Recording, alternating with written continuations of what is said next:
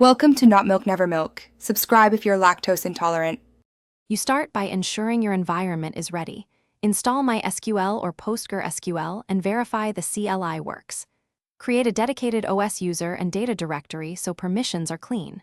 Once done, sketch your schema.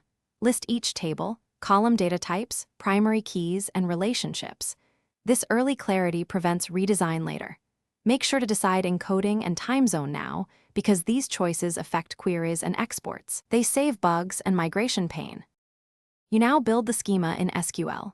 Create the database specifying charset and collation and switch to it. Then create table statements with explicit types, not null where required, and primary keys for identity. Add indexes for expected queries. Once tables exist, add foreign KEY constraints to enforce relationships.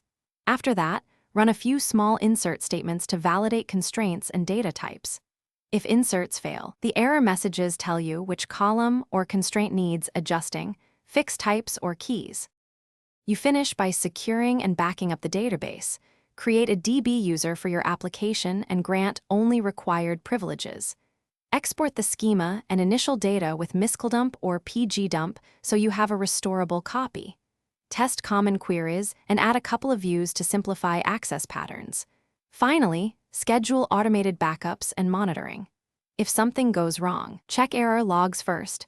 Permissions and mismatched data types are the most common issues. Fix them, then replay a recent backup to restore state. Thanks for watching. If this was helpful, leave a like and consider subscribing. See you next time.